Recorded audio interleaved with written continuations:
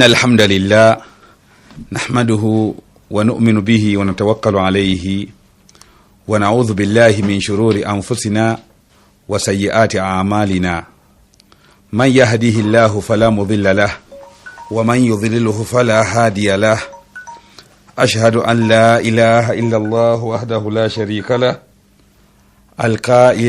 وأشهد أن لا إله إلا الله وحده لا شريك له الواحد الأحد الصمد الذي لم يلد ولم يولد ولم يكن له كفوا أحد ثم الصلاة والسلام على هادي البشرية الجمعاء المبلغ رسالة ربه محمد بن عبد الله عليه أفضل الصلاة وأتم التسليم وعلى آله ومن سار على هديه إلى يوم الدين وبعد.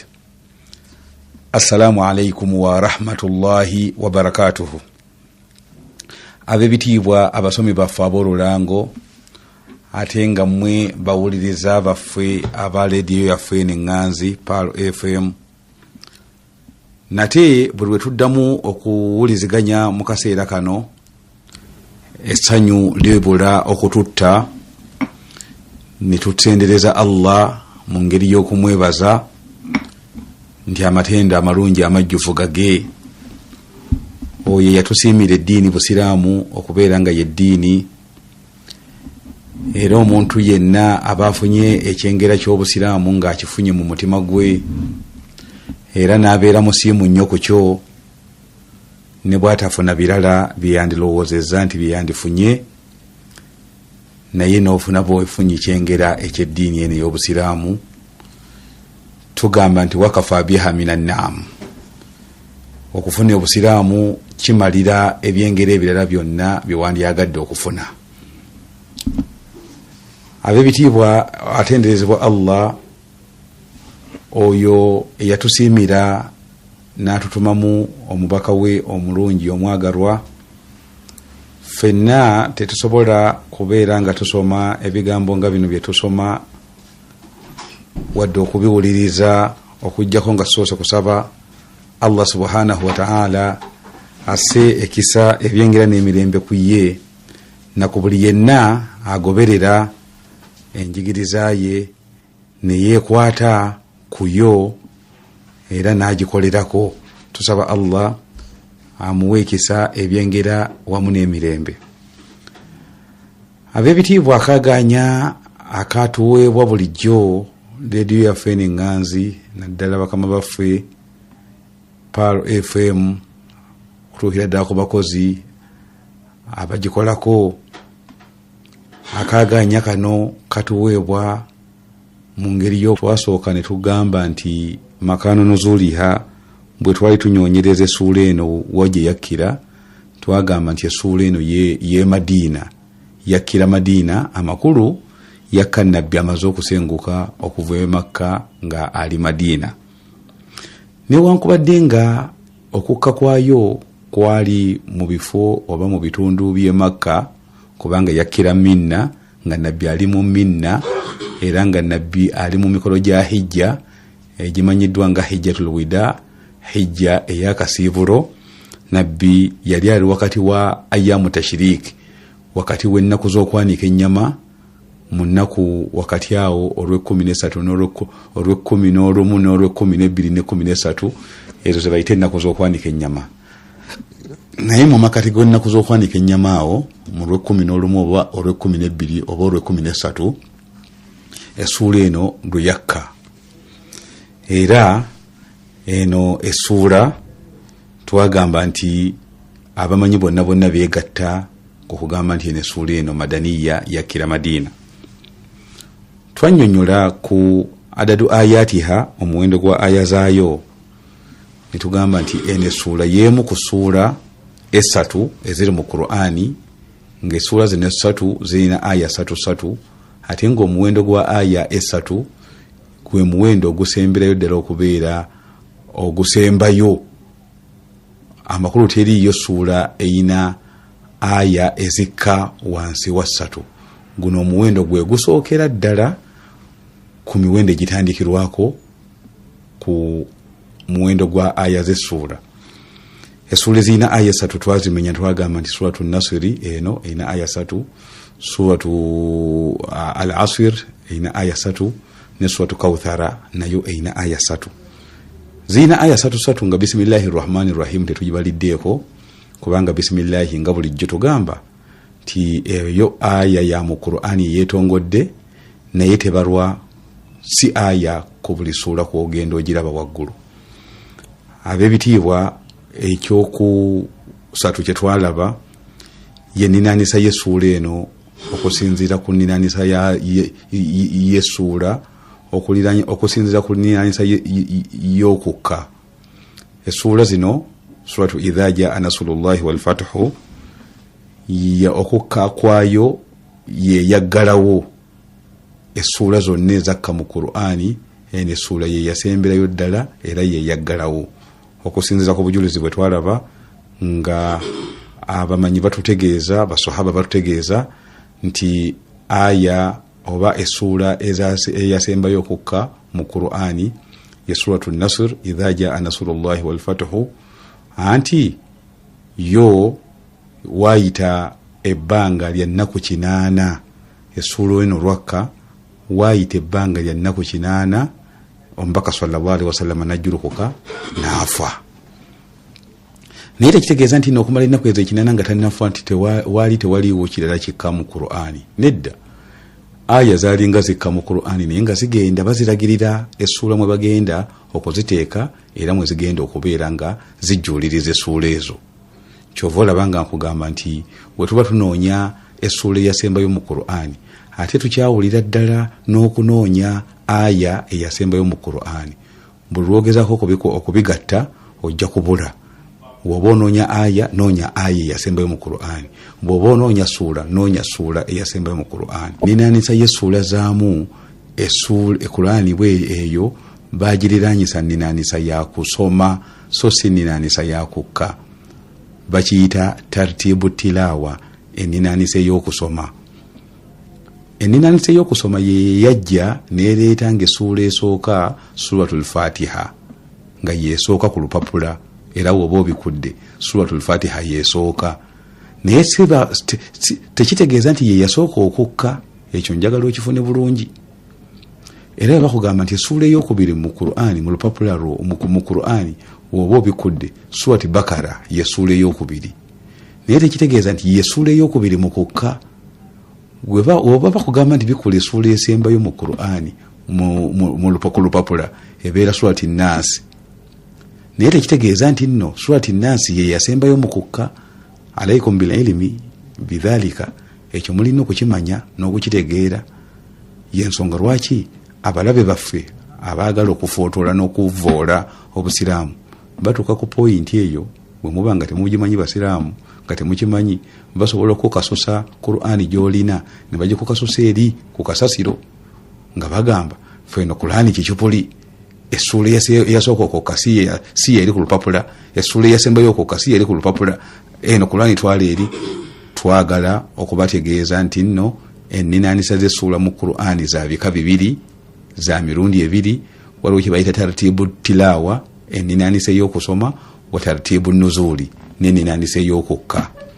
Kati n'essula eno Izaajah Nasrullahi wal Fathu bwe tuba nga gye tutunuulidde mu nninanisa ey'okusoma eno essula yajja nga ya 10 tartibuha hasiba tilawa enninanisa yaayo okusinziza mu nninanisa ey'okusoma eno essula ya 10 ne bwe bakugamba nti bikula essula y'e10 mu Qur'ani yo gy'olina olina kubanga obikula Suratu Izaajah Nasrullahi wal Fathu.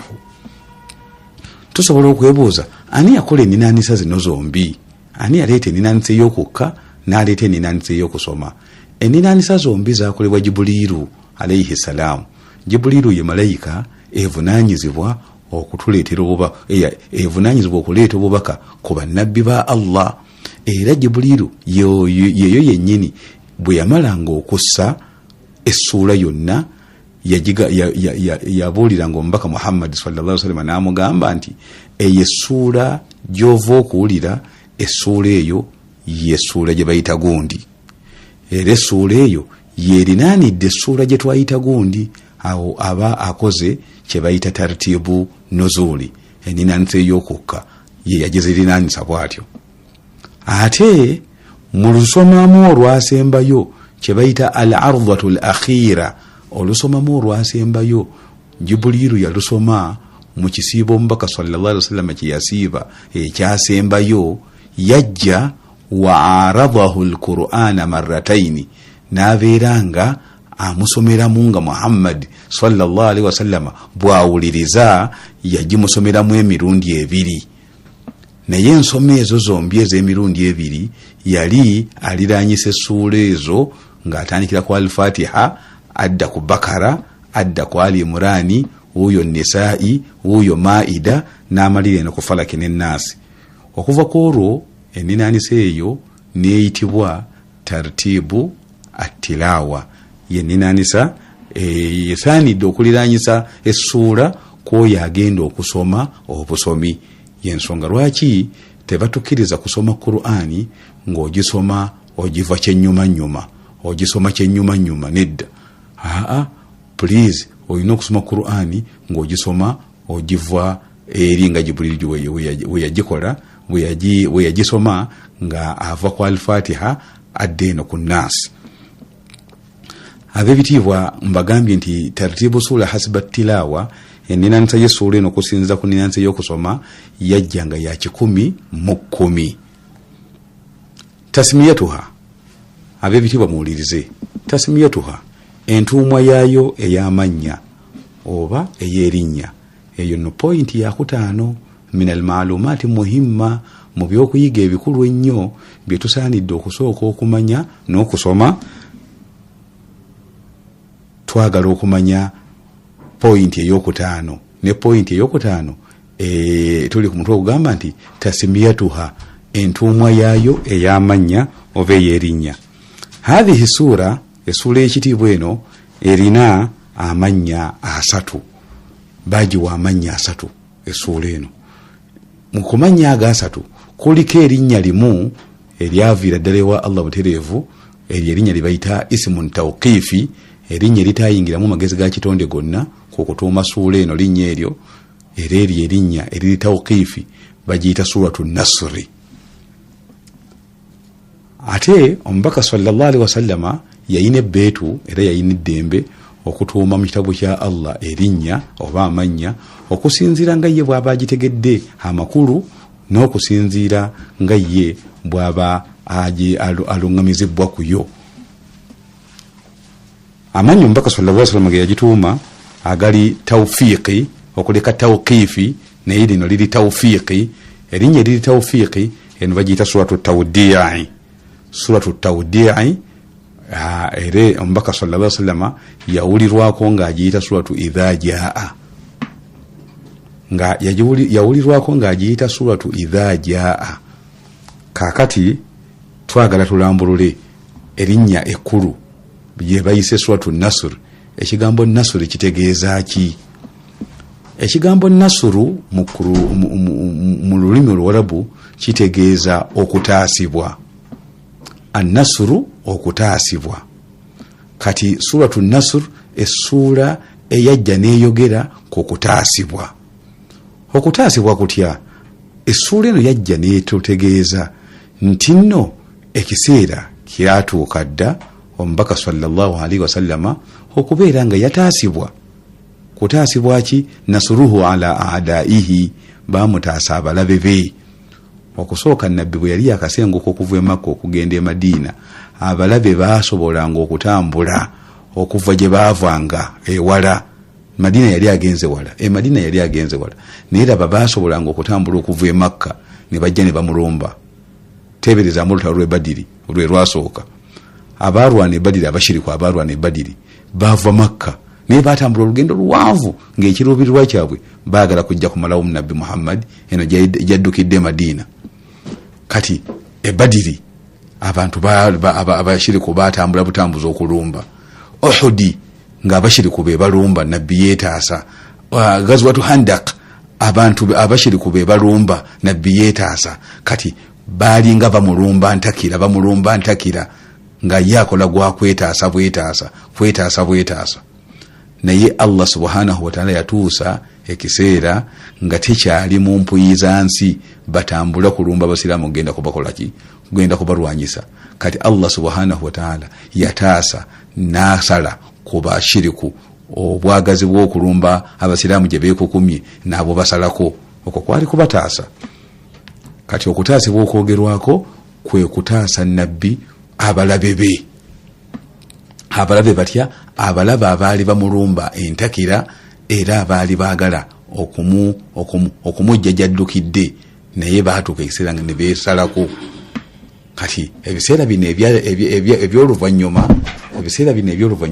nabbi sallallahu alayhi wasallama naye kati ye yagendanga okusobola okubeera nga agolola abantu ettumba, kubanga bangi nnyo abaalinga bamenye endagaano ze yakola nabo ng'agenda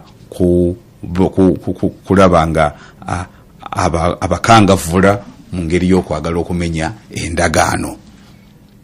Naye ekiseera kyatuuka Allah subhanahu wa ta'ala n'aba nga yataasa nabbi abalaba abaali nga bamulumba obulumbi. Kati okutaasibwa okwo Allah subhanahu wa ta'ala yakussaako essuula namba nagiyita Surat Naswir nga kyengera kyamaanyi nnyo ekyaweebwa omubaka Muhammad sallallahu alaihi wasallam nti kubanga yataasibwa abalabe be abaali bajjanga bamulumba. Essuula eno erinnya lyayo eryokubiri bagiyita Surat Tawdiya. Ekigambo Tawdiya kitegeeza ki? Ekigambo Tawdiya kitegeeza okusiibula. Essuula eno bagiyita Suratu Tawdiya. Ekigambo Tawdiya nga kitegeeza okusiibula. Amakulu essuula eya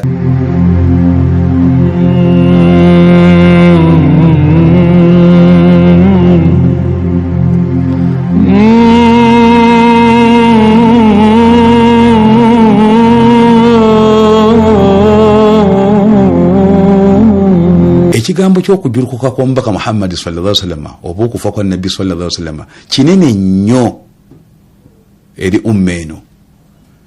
Tekyali kyakugwa bugwi. Allah yali tasobola kisuula busuuzi kuba ku umma eno okujjako ng'amaze okulabula. Kati yalabula na ssuula eno naye yalabula mu ngeri ey'ekika ekya waggulu ennyo ng'oli tasobola kumanya ng'obadde otunula kumpi nga tosobola kumanya nti nno balanga ntuuko za nabbi nti zituuse, nabbi agenda kufa. Kyova olaba nga Umaru yalinga agulumiza nnyo Ibn Abbas. Umaru mu bukulembeze bwe yalinga agulumiza nnyo Ibn Abbas, ono omuvunuzi wa Qur'ani gwe tuyita Ibn Abbas, sahaba oyo. Yalinga amugulumiza nnyo nga tayina nsonga yonna gy'asalawo era gy'alamula okujjako ng'ayise Ibn Abbas asembere kumpi waali atunule mu kulamula kwe. Basahaba ab'ebitiibwa abalala balaba nga Umaru yeekukuutiriza nnyo ku mwana Ibn Abbas. Ekiseera ekyo Ibn Abbas yali mwana muto. Umaru kwe kwagala okulaga basahaba nti ekindeesa Ibn Abbas ono yaate entunula ye mu mateeka ga Allah ayina entunula ya kika kirala nnyo. Ebintu bwe tubiraba ate ye si bw'abiraba, ate endaba y'ebintu bye abiraba nga bye bituufu. Lumu nga abatuuza nga ne Ibn Abbas oyo omwana oyo amusembeza nga abatuuza nga abagamba, abange musooke mumbuulire kiki kye mulaba ku ssuula eno Izaajah Nasrullahi wal Fathu. Basahaba batandika okugamba nti ye ssuula yatukola bulungi nnyo, nti yajja neraga nga wetutaasibwa, era yajja obusiraamu bwalaga nti bujjudde bulungi, era tubwalaga nti obusiraamu tebukyalumbibwa, era essuula bayogera ebigambo bingi. N'omulala naye n'ayogerera ku ebyo. Umaru n'abuuza Ibn Abbas nti Ibn Abbas essuula eyo gw'ogiraba bw'otyo? Ibn Abbas n'abagamba nti nno essuula eyo nze sigiraba bwe ntyo, nti essuula eyo yali ejja okulanga okufa kwa nabbi nti kutuuse. Basahaba ne beewuunya nti kyogamba nti okufa kwa nabbi tekwatugwako bugwi, baatutemyako nti anaatera okufa. Ibn Abbas naga nti eyo essuula yali widaun, yali eraga omubaka sallallahu alaihi wasallam nti asiibule ekitaraba ajiluhu najaliye yali esembedde. Kyova olabanga omubaka sallallahu alaihi wasallama essuula eno bwe yakka yagamba basahaba be nti nu'iyati ilayya nafsi wa karuba ilayya ajali, bannange nu'iyati ilayya nafsi, amawulire g'okufa kwange gamaze okumbuulirwa, waqtaraba ajali wa karuba ajali, ate era n'ajali yange etuuse.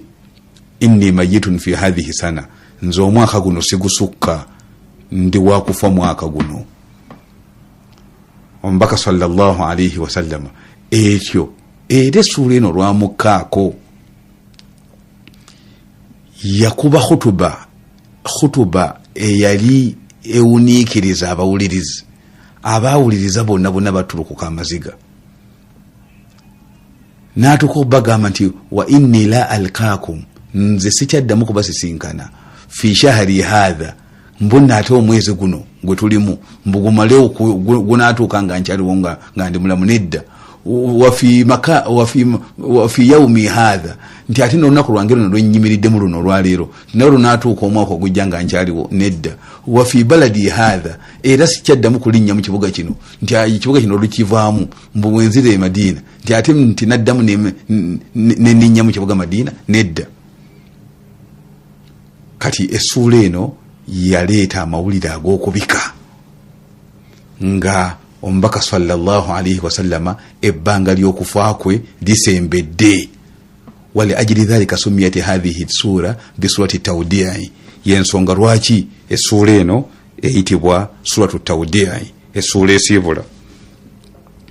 Omubaka sallallahu alaihi wasallama essuula eno lwakka yagamba bwati, inna allaha lam yab'ath nabiyyan, Allah tatumanga nabbi yenna illa ammara fi ummatihi shatla ma ummira an-nabiyyu al-madhi qablahu, okujjako nga nabbi oyo agenda kumala ebbanga mu bantu b'ekibiina kye ng'akola omulimu gw'obwa nabbi, agenda kumala ebbanga mu bantu b'ekibiina kye ng'akola omulimu ogwo kimu kya wakati kya nabbi oyo gwabaddidde mu bigere. Nziramu nabbi yagamba nti inna allaha lam yab'ath, Allah tatumanga nabbi yenna illa ammara fi ummatihi, okujjako nga nabbi oyo agenda kumala ebbanga mu bantu b'ekibiina kye ng'akola omulimu ogw'obwa nabbi shatla ma ummira nabiyyu al-madhi qablahu, kimu kya wakati kya nabbi oyo gwabaddidde mu bigere. N'agamba nti fa inna Isa ibn Maryam kana 40 sana, Isa ibn Maryam yamala ebbanga lya myaka 40 fi bani Israil, nga atawana na bani Israil emyaka 40.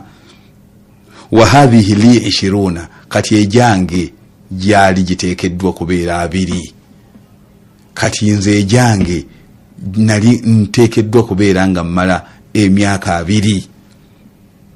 Wa ana mayitun fi hadhihi sana, era mbategeeza nti guno omwaka nze ngenda kufa mu guno omwaka, sigusukka. Mu bantu abaaliwo nga nabbi ayogera ebigambo ebyo wali muwala we Fatima alayha salam. Fatima radhiyallahu anha yagamba fabakat Fatima n'akaaba nnyo nga nabbi nga awulidde taata we ng'ayogera nga guno omwaka bw'atagusukka. Fakala nabiyyu sallallahu alaihi wasallam, nabbi kwe kumugamba mu ngeri y'okumusirisaawo, yamusirisaawo n'amugamba nti anti ya Fatima abshiri, gwe Fatima ate gwe wandisanyuse busanyusi, anti awwali ahli biluhuka, mu bantu bange bonna bwe naabanze ngenze, mu bantu bange gwagenda okusooka okunsisinkanayo. Fatabasamati, Fatima n'amwenya n'aseka. Ngambye inna Allah lam yab'ath nabiyyan, Allah tatumanga nabbi yenna illa ammara fi ummatihi, okujjako nga nabbi oyo agenda kuwangazibwa okumala ebbanga mu bantu b'ekibiina kye ng'akola omulimu ogw'obwa nabbi. Shatla ma ummira nabiyyu al-madhi qablahu, kimu kya wakati kya nabbi oyo gwabaddidde mu bigere. N'agamba nti fa inna Isa ibn Maryam gwe naddira mu bigere, Isa mutabani wa Maryam gwe naddira mu bigere. Isa ibn Maryam kana 20 sana fi bani Israil, kana 40 sana fi bani Israil, yali yamala ebbanga lya myaka 4 mu bani Israil nga tawana nabo, banga lya myaka 4. Wa hadhihi li 20, ejange jentekeddwa okumala mu mmwe, ntekeddwa kumala mu mmwe 2. Wa ana mayitun fi hadhihi sana, era mbategeeza nti nno nze ngenda kufa mwaka guno. Fabakati Fatima n'akaaba, yakaaba nnyo Fatima. Omubaka sallallahu alaihi wasallam kwe kumusirisawo n'amugamba nti gwe Fatima abshiri, gwe Fatima sanyuka, kubanga anti awwali ahli biluhuka, mu bantu bange gwagenda okusooka okunsisinkanayo. Gwe muze yampuliriza, ojja olwalemu ogambe mutabani wo oba muwalawo, omugambe nti munnange nno ngenda, mbulayo ennaku bweziti ngenda, naye bwe ndaba nti gwe naawe ojja mu bbanga ttono nnyo nga nakagenda, oba olabe nga tebakusindikira eri bisiraani byo nti twala eri ebisiraani byo, nze tondeetako bisiraani byo, oba genda wekka n'ebirala bingi. Naye Fatima yo olwawulira ekigambo ekyo, kubanga taata we yali amwagala obwakwagala okwannamaddala, tabasamati, yaseka n'amwenya. Kati n'abantu bange ab'ebitiibwa, ene suura tubadde twogamba nti hadhihi suura tusamma tawdiya, ene suura bagiyita suratu tawdiya, essuula eyajja okusiibula. Era omubaka sallallahu alaihi wasallam essuula eno okumanya nga yali yagitegeera nnyo nga yajja kubeera nti nno esiibula, bwe yakka yatandika okubeera nga atandika okwenywereza ddala ku ibaada ne adhikari nazo nazikyusa nga essuula bwe mugamba, n'atandika okubeera nga akolera ku ssuula nga bwe mugamba, kubanga essuula byajja okumugamba abikoleko, kubanga agenda kusiibula. Kati nno abanga ab'ebitiibwa mbagamba nti tusomye kye tuyita tasimiyatuha, entuumwa yaayo ey'erinnya ey'amannya, ng'essuula eno baagiwa amannya 3, baagiwa erinnya erya An-Nasr, kye tutegeezeza nti nno ekigambo Nasr kitegeeza okutaasibwa. Yataasibwa atya? Baamutaasa abalabe be ekiseera ekyo nga tebakyajja kumulumba, wabula ye yalabanga abantu abaali baawukanye ku ndagaano, abaali bamenye endagaano ze yakola nabo, n'agenda okubagolola ettumba ebiseera ebyo. Ene ssuula neebanga eyitibwa suratu tawdiya. Eyitibwa tawdiya, ekigambo tawdiya kitegeeza kusiibula, kiva mu kigambo muwadda. Bakadde bafaidda we baatuukanga mu mwezi gwa Ramadhani nga bagutuuse wakati, nga bayimba akayimba muwadda ya Ramadhani, baali bategeeza kusiibula, basiibula Ramadhani. Kati atawdiya kitegeeza okusiibula. Essuula yajja ng'eragira omubaka sallallahu alaihi wasallam asiibule, kubanga ajali yeetuuse era ekiseera ky'okufa kwe kisembedde. Era omubaka yakitegeera bulungi nnyo, n'akitegeeza abantu be nti nno bannange obudde bwange buweddeyo. Erinnya eryokusatu, eno essuula eyitibwa suratu Izaajah. Ekigiyisa Izaajah kubanga entandikwa yaayo yatandika bwetyo. Allah bwe yali asumulula ebigambo byayo yabisumulula na kigambo Izaajah nasrullahi wal fathu. Izaajah kitegeeza ki? Eyo gye tujja tugenda kuyigwa, tugenda kukivuunula bwe tunaba tutuusizza ekiseera ekigenda okuvvuunula, tujja kubeera nga tukivuunula. Nabwe kiti abanga bampuliriza, nsaba Allah wekitiibwa hakkirize ebigambo byaffe, era akkirize olutuula lwaffe luno nga lutuulo olubadde olutuulo olw'okwejjukanya n'okweyigiriza n'okwetegereza amateeka ga Allah, era nga tukyali ku ssuula yaffe Izaajah nasrullahi wal fathu, nga tuli ku maalumaatu muhimma, ebyokuyiga ebikulu ebisemberayo ddala, ebikulu ebisookerwako nga tetunnaba kuvvuunula ssuula eno. Tusaba Allah subhanahu wa ta'ala akkirize omulimu guno era tusatule mu bulungi bwereere. Wa barakallahu fiikum wa jazakumullahu khaira. Subhanakallahumma bihamdik ashhadu an la ilaha illa anta astaghfiruka wa atubu ilayka. Wa salaamu alaykum wa rahmatullahi wa barakatuh.